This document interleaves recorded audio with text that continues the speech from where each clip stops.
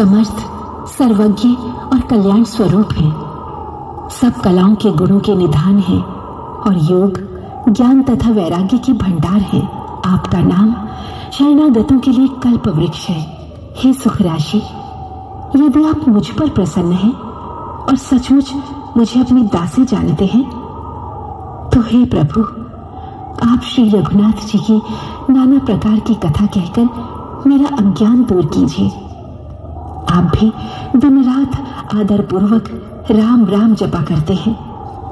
श्री रामचंद्र जी को अनादि ब्रह्मा कहते हैं और शेष ये राम वही अयोध्या के राजा के पुत्र है। यह अजन्मा, निर्गुण और अगोचर कोई और राम है। जिस तरह मेरा मोह दूर हो सके वही कीजिए नाथ। श्री रामचंद्र जी के अवतार की कथा कहिए। फिर जिस प्रकार उन्होंने श्री जानकी जी से विवाह किया। पार्वती, तुम धन्य हो, धन्य हो। तुम्हारे समान कोई उपकारी नहीं है। जो तुमने श्री रघुनाथ जी की कथा का प्रसंग पूछा है, जो कथा समस्त लोगों के लिए, जगत को पवित्र करने वाली गंगा जी के समान है। तुमने जगत के कल्याण के लिए ही प्रश्न पूछे हैं। तुम श्री रघुनाथ जी के चरणों में प्रेम रखने वाली हो। हे नाथ, आप मुझे उनकी कथा सुनाकर मेरा भ्रम दूर कीजिए। कोई विष्णु, कोई शंकर, कोई करतार रटता है, कोई निर्गुण, सगुण, जगदीश और दातार रटता है। निरंजन, शोक भंजन, दीन का आधार रटता है। निरंकारी, कोई कहता, कोई साकार रटता है। भगवान के इतने नाम क्यों बखाने जाते हैं? प्रिय, इसके कई कारण हैं। एक तो श्रद्धालु लोग अपनी अपनी रुचि अनुसार भगवान को अपने प्रिय नाम से पुकारते हैं। कोई दीनानाथ कहता है तो कोई दीनदयाल। दूसरे, भगवान में अनेक शक्तियां हैं और उनमें से प्रत्येक शक्ति के लिए भगवान का एक एक नाम हो गया है। जैसे विष्णु अर्थात पालने वाला। सारे मनुष्यों की बुद्धि संकोच में पड़ जाती है। क्या भगवान भी समय समय पर जन्मते हैं और मरते हैं? मैंने तो उन्हें अजन्मा और अमर नहीं सुना था। नहीं प्रिय, भगवान वैसे तो जन्म और मरण से रहित है, परंतु समय समय पर दुष्टों के नाश और भक्तों के हित के कारण अवतार लेकर अद्भुत लीलाएं रचते हैं। अन्यायियों को संहारते हैं और संतों को सुख पहुंचाते हैं। नाथ, ये बात तो मेरी समझ में नहीं आई। भगवान को सर्वशक्तिमान कहते हैं, फिर क्या वे निराकार रहते हुए अपनी शक्ति द्वारा दुष्टों का नाश नहीं कर सकते, जो उन्हें अवतार लेने की आवश्यकता होती है? सब कुछ है, परंतु अवतार लेने से कार्य अधिक सिद्ध होते हैं। एक तो भक्तों को साक्षात दर्शन हो जाते हैं, दूसरे अन्याय अपने पाप कर्म का फल पाते हैं। इसके अतिरिक्त भगवान जब आते हैं तो ऐसी मर्यादा बना जाते हैं कि जिस पर चलने से मनुष्य का कल्याण हो और संसार को धर्म अधर्म की पहचान हो। तो क्या भगवान ने कभी अवतार धारण भी किया है? हाँ, भगवान के अनेक अवतार हो चुके हैं, जैसे नरसिंह, वामन, राम, कृष्ण इत्यादि। तो नाथ, मुझे रामावतार की लीला सुनाइए। हे पार्वती, श्री राम जी की लीला सुन, जो देवताओं को हित करने वाली और राक्षसों को मोहित करने वाली है। राम कथा हाथ की सुंदर ताली है, जो संदेह रूपी पक्षी को उड़ा देती है। अब समय आ गया है नारद जी के श्राप का पूरा होने का। नाथ, मुझे विस्तार से बताइए ना। अब आगे का विवरण तुम स्वयं अपनी आंखों से देखो।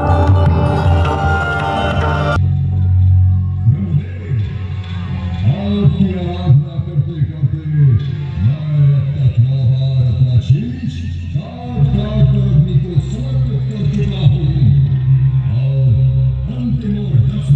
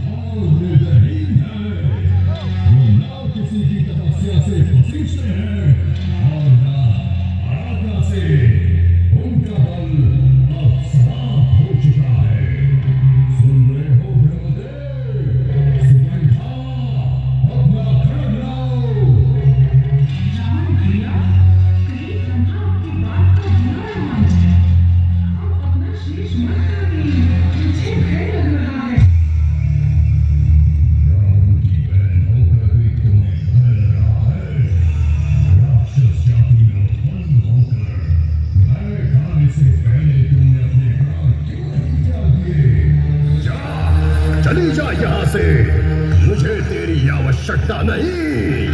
ऐसा ना कहो भैया, मैं मृत्यु के क्षणों तक यहाँ से नहीं हटूंगी।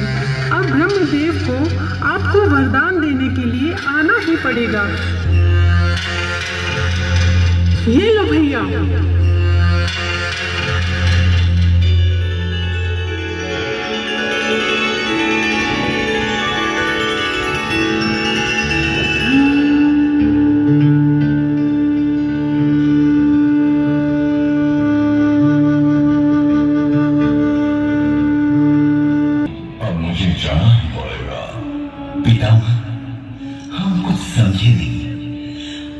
जाना ही पड़ेगा। कहाँ जाना पड़ेगा? कुछ दिनों से रावण और उसके भाई कुंभकर्ण तथा विभीषण तप कर रहे हैं और वो मेरा आह्वान कर रहे हैं। रावण अपना शीश काट काट कर मेरा आह्वान कर रहा है। तो इसमें चिंतित होने की क्या बात है? आपकी तपस्या तो सभी करते हैं। हाँ, करते हैं, लेकिन मैं चिंतित रावण से नहीं, कुंभकर्ण से हूँ, क्योंकि इस बार वो जो वरदान मांगना चाहता है उससे पृथ्वी पर कोई भी प्राणी जीवित नहीं रह पाएगा। वो दुष्ट में से आहार करेगा तो सारा संसार ही उजाड़ हो जाएगा। वो चाहता है कि वो एक दिन सोए और 6 महीने जागता रहे। तब तो वो सबको खा जाएगा। हाँ, मैं किसी बात से चिंतित हूँ। गुरु बृहस्पति देव, आप ही कोई उपाय सुझाइए। मेरे विचार से इसका एक सुझाव यह है कि देवी सरस्वती कुंभकर्ण के कंठ में जाकर बैठ जाएं और उसकी बुद्धि फेर दें। कुंभकर्ण यह वरदान मांग ले कि वह एक दिन जागे और 6 माह तक सोता रहे। हाँ, ये अति उत्तम होगा। हे मां सरस्वती, अब आप भी कुछ कीजिए। हे देवी, अब आप जाकर कुंभकर्ण की बुद्धि फेर दीजिए, जिससे वो ये वरदान मांगे कि एक दिन जागे और 6 महीने तक सोता रहे। जैसी आज्ञा ब्रह्मदेव।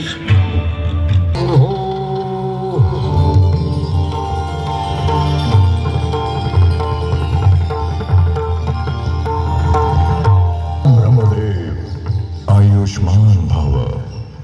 ब्रह्मदेव, इतनी लंबी प्रतीक्षा क्यों करवाई आपने? इसका प्रयोजन? तुम्हारे समर्पण और बलिदान के कारण अब तुम दशानन कहलाओगे। तुम्हारे एक मस्तक पर 10 मस्तकों के बराबर बुद्धि और बल रहेगा। तुम जब चाहो 10 सिर वाले बन सकते हो और जब चाहो 1 सिर वाले। अब वरदान मांगो। ब्रह्मदेव, यदि आप मुझ पर प्रसन्न हैं तो वरदान दीजिए, मैं सदा सदा के लिए अमर हो जाऊं।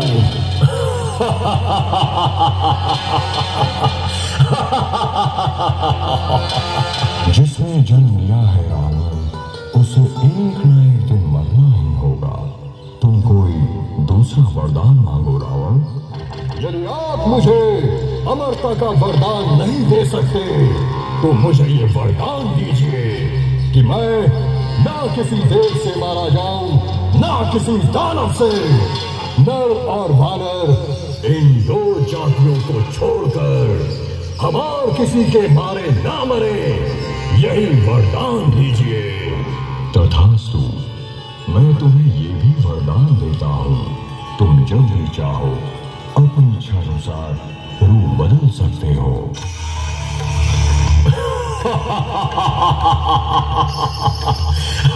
माता की आज्ञा के अनुरूप तीनों लोगों में राक्षस जाति की विजय पताका फहराऊंगा।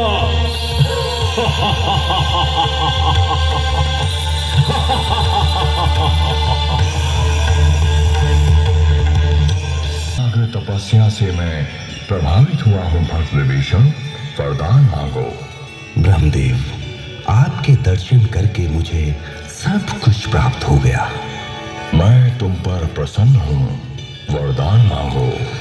यदि आप देना ही चाहते हैं तो ये वरदान दीजिए कि मेरी बुद्धि सदा धर्म और न्याय में लगी रहे, मेरे द्वारा किसी को क्षति न पहुंचे।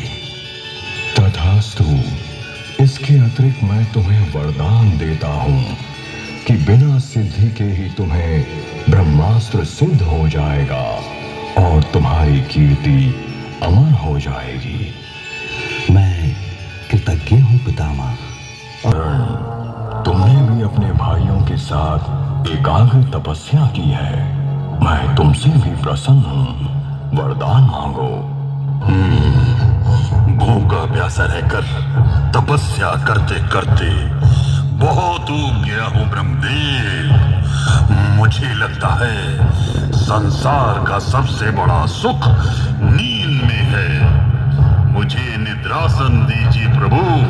मैं एक दिन जागूं और 6 महीने सोता रहूं। तथास्तु।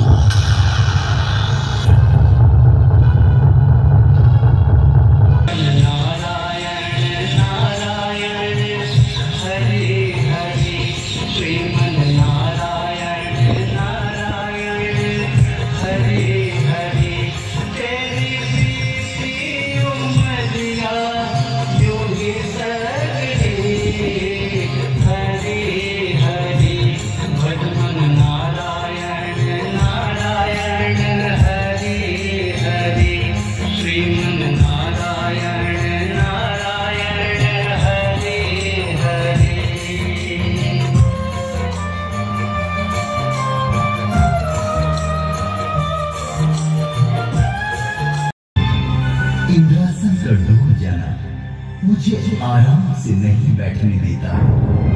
हृदय के विचार आपस में लड़ रहे हैं, आंखों के आगे मानो अंगार झड़ रहे हैं। निसंदेह महाराज, इंद्रासन का डोल जाना साधारण बात नहीं। हिम पर्वत की गुफा में देह स्वच्छ स्थान, मृत्यु लोक में महर्षि नारद बैठे आए। हरि में मन लगाया है जो ये अपशकुन दिखाया है। जब तक पूरा हो यदि निश्चय है ये बात, इंद्रासन पर ऋषि का होगा तप आकार। मंत्री जी कामदेव को अप्सराओं सहित बुलवाइए। अप्सराओं, तुम रूप की खान मनुष्य का मन लुभाने में सुजान हो। बस इसी समय हिमगिरी पर चले जाओ और जिस प्रकार भी हो सके नारद का मन दिलाओ। मिटा दूंगा सदा के वास्ते चिंताएं सब मन की। कभी तुमको रहेगी ना फिर सुख संपदा के साधन की। जैसी आज्ञा महाराज। बड़े बड़े देवताओं का मन लुभा देना तुम्हारे लिए साधारण सी बात है। इस समय तुम भी मेरी सहायता करो और हिमगिरी पर जाकर अपनी माया रचो। और हाँ, एक बात याद रखना, महर्षि नारद को फूले से भी मत छू लेना, नहीं तो वहीं जलकर भस्म हो जाओगे। जैसे आज्ञा महाराज।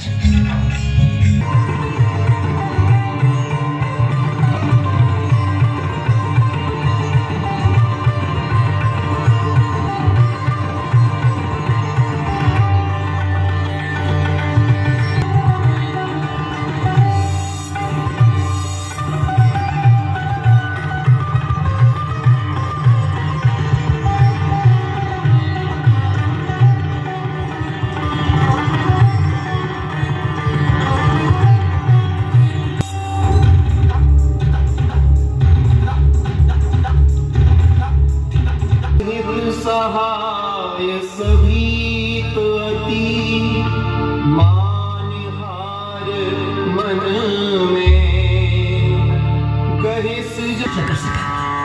एक तो सुरफते की रक्षा का भार न उठा पाया और फिर अपनी शक्ति को निस्तेज बनाया। निसंदेह मैंने बहुत बुरा किया, बहुत बुरा किया।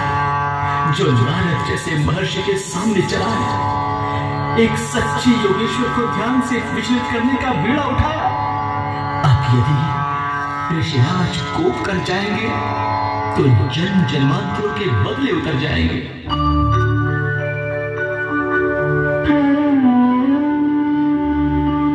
क्षमा ब्रह्मर्षि क्षमा। ये अभिमानी कामदेव अपनी शक्ति पर फूला फिरता था, अहंकार वश आपका पराक्रम भूला फिरता था। न समझा मोह में अपने निरादर किसका होता है। मेरा अभिमान मेरे रास्ते में शून्य होता है। हुआ है आज तक दुनिया में सिर अभिमान का नीचा, बिताना पड़ता है जीवन सदा अपमान का नीचा। नारायण नारायण।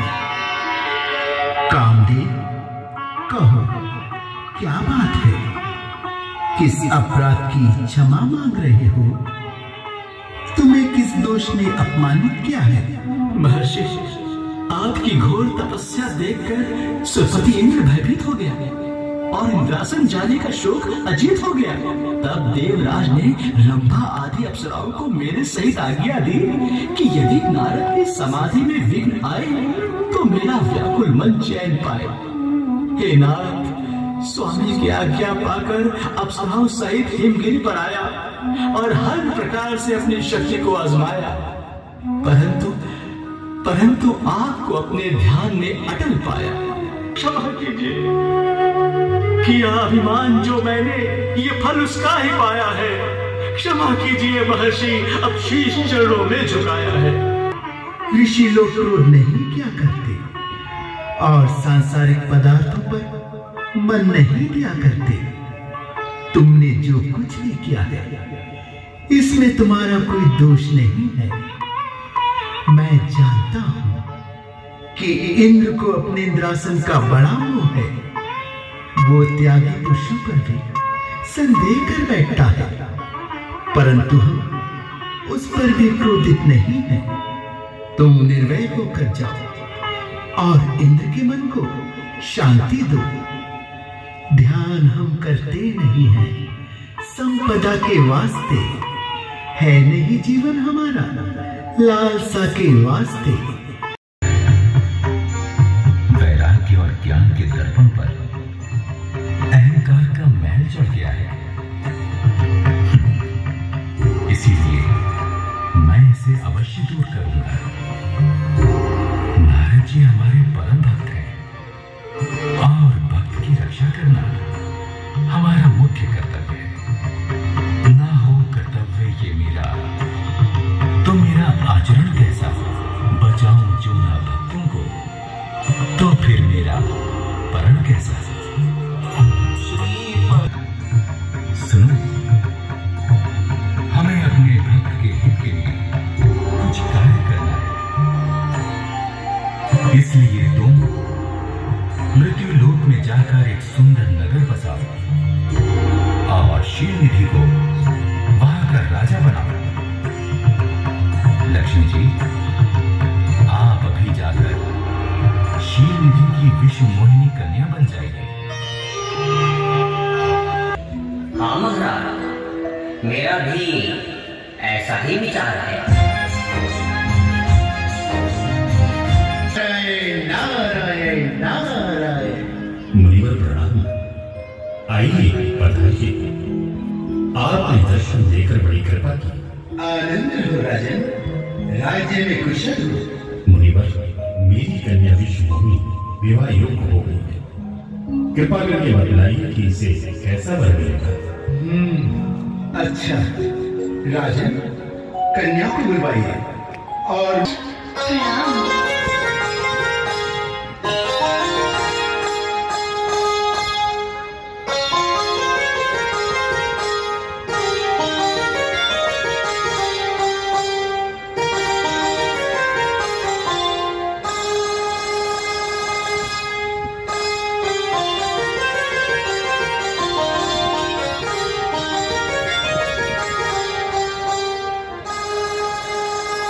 राजन, तुम्हारी कन्या बड़ी भाग्यशाली है। तुम इसका स्वयंवर रचाओ और देश देशांतर के राजाओं को बुलाओ। निसंदेह इसको बड़ा श्रेष्ठ मिलेगा। जैसी आज्ञा मुनिवर। कन्या की लक्ष्य देखने से प्रतीत हुआ कि वो बड़ी भाग्यशाली है। जिस वस्तु का विवाह विश्व में तेजस्वी और पराक्रमी कहलाया। यदि ये कन्या मुझे मिल जाए तो मेरा भाग्योदय हो जाए, परंतु उसको पाने का कोई उपाय समझ में नहीं आता। क्या करूं? किससे कहूं? रूप ऐसा सुंदर हो कि कन्या देखते ही रह जाए और जब मेरे दिल में डाला याद आया एक खान विष्णु भगवान के पास चले हरि का रूप माना।